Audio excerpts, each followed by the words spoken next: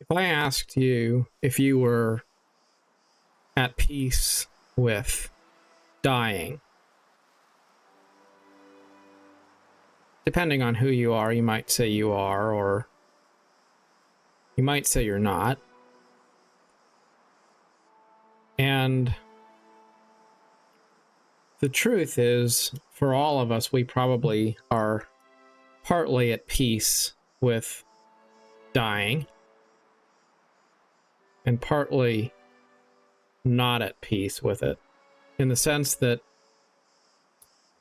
we come to terms with the fact that we're not immortal, and yet we also do not want to die. But overall,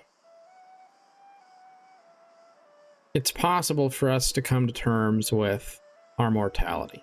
On a day-to-day basis, we come to terms with it. We deal. We understand that life changes, our lives change, and even if we sometimes have our adversities that we face, regardless of what age we are, most people find a way to focus more on their lives than on the fact that eventually they will die.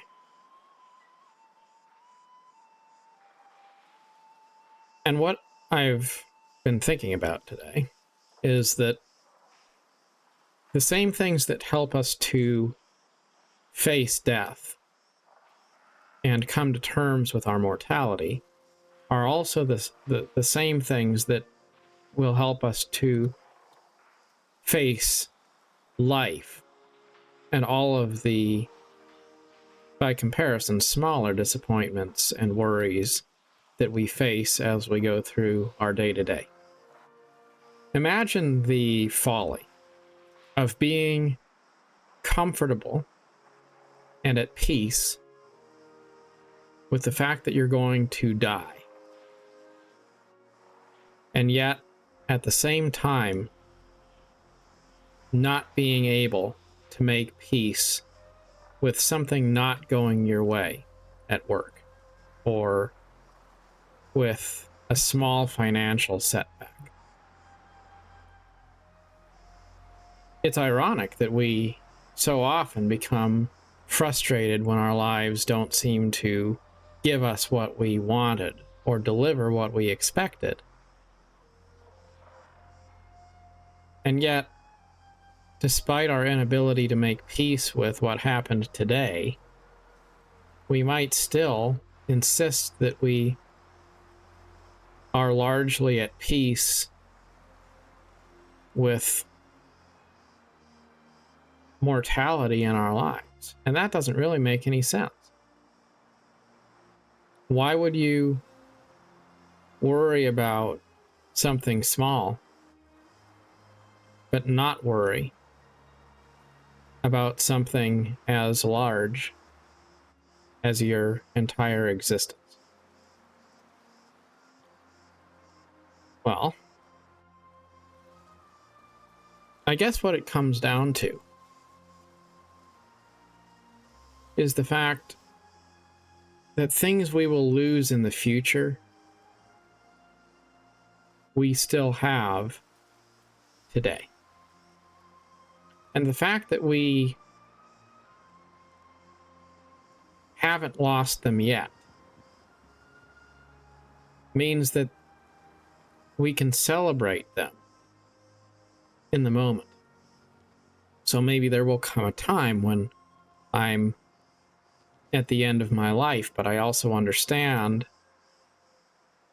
that I have a life to live and enjoy right now. So I don't have to face the end yet, because it isn't the end yet.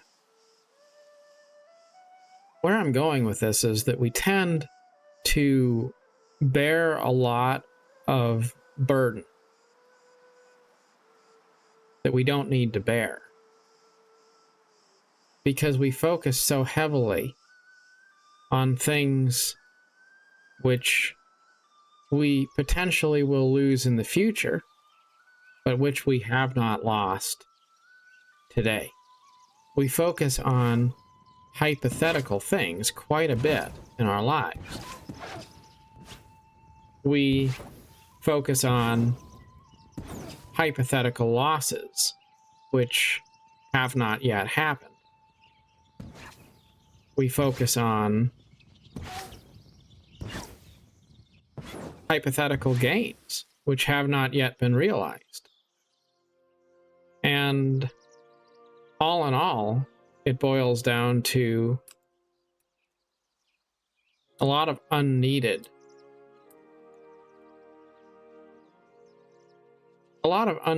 worry, a lot of unneeded frustration. So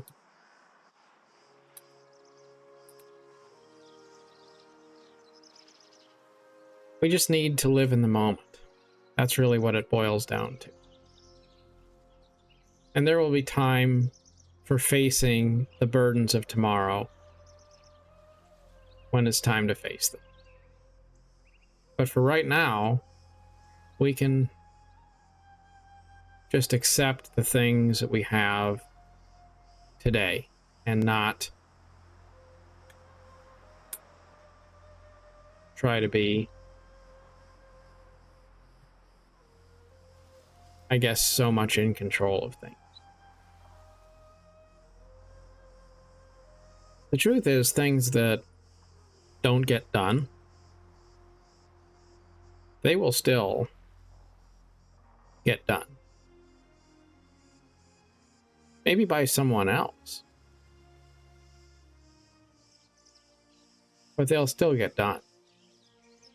We don't have to bear the entire burden of responsibility for everything that needs to happen in the world. It's okay to leave some things on the table. It's okay to have a life that only got so far and let somebody else carry on the adventure when our turn's up. Because we are part of something greater than ourselves. And that's comforting to know. Just like if you were working somewhere and maybe you're done working for the day, but you're not the only person who works there. So some of those things that you didn't get done, someone else will get to them. It's kind of like that with our lives.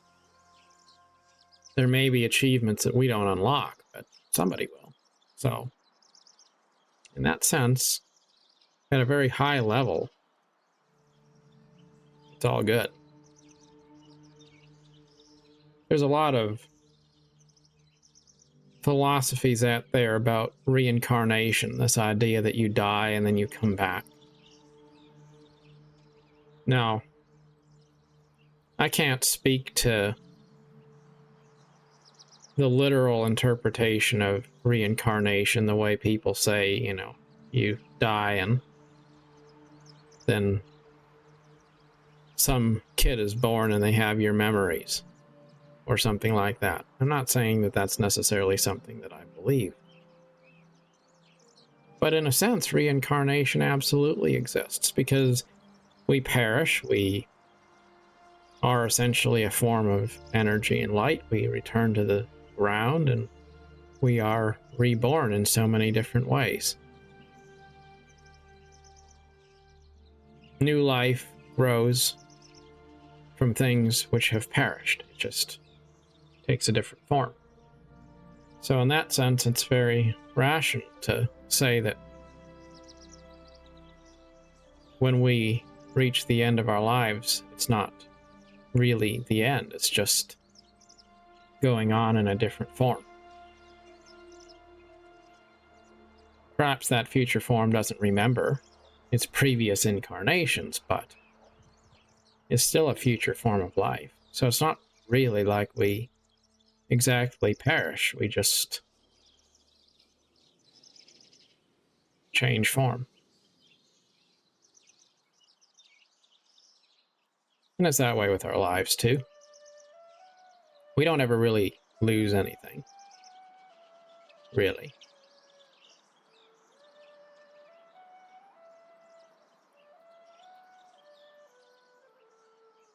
Now, things that are real, they're better than things which are anticipated.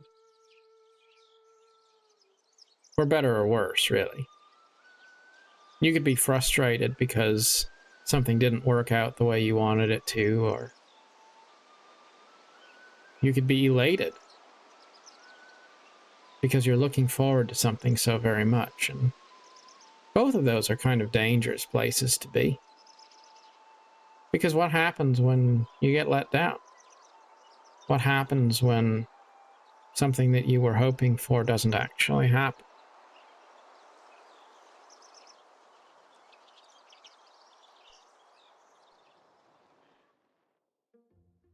Isn't it better to really just be mindful of what is? To say, this is the truth of the matter, this is where we stand, this is how it is. And I'm not gonna try to pretend that life is something that it's not. I'm not going to pretend that life is worse than what it is, just because I want to be dramatic or I want sympathy or something like that. And at the same time, I'm not going to fall into the trap of building castles in the sky that don't exist. I'm not going to be suckered in by the temptation to dwell on phantoms that don't exist.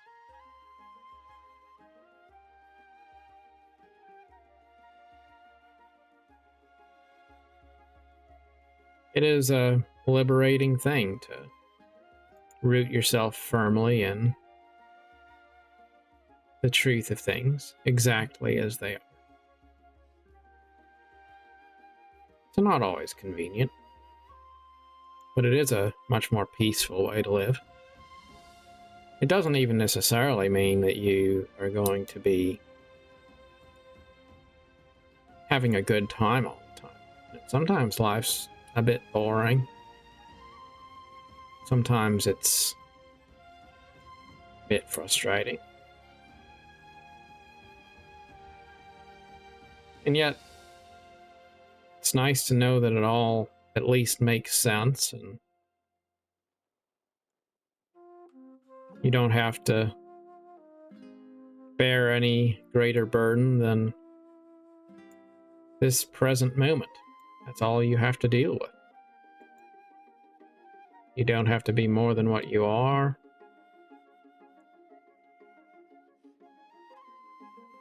Just to root your life in the truth. It's been said you'll know the truth, and the truth will set you free, and I do think that knowing the truth does not mean knowing everything. It just means knowing what you don't know. It's about being content with the life that you've been given. It's about having the courage to say, I don't know.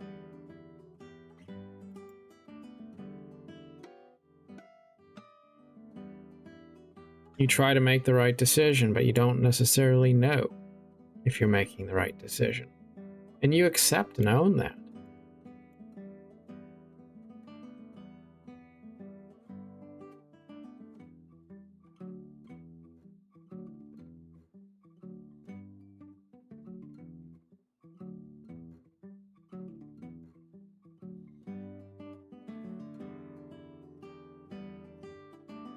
Life is filled with opportunities for ignorance and for cynicism.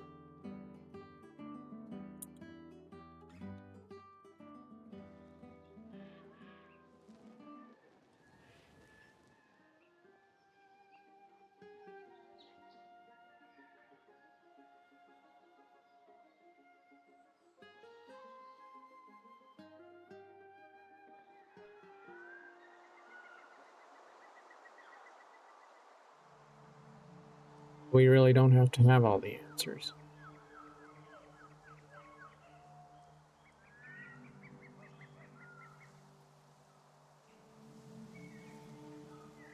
There's a scene from The Hiding Place in the movie, story of Corey Ten Boom's childhood experience with the Nazis. And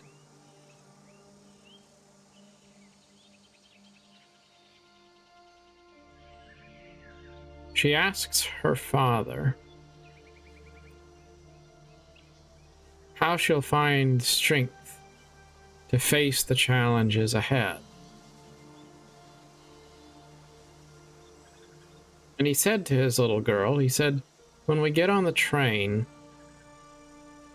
when do I give you the ticket?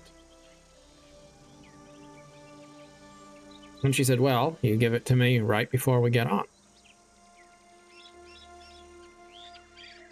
And so he said, that is also how God cares for us. He gives us the strength that we need right at the moment when we need it. Before. So it is with life. There will be things, for better or worse, which will grace our lives and plague our lives. And we will have the strength to deal with all the things that we need to deal with when we need strength to deal with them. And for all the other times, all we really ought to do is try our best to enjoy the life that we've been given. And know that that's enough. Best wishes on your journey. Till next time. Thank you.